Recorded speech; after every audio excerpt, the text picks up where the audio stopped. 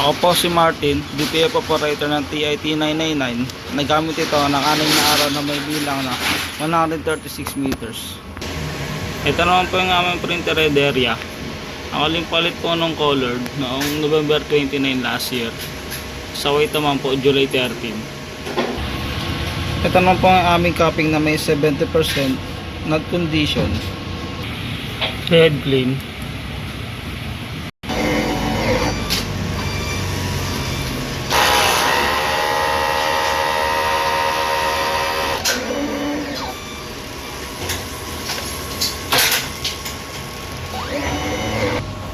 Punasan ng wiper after head clean.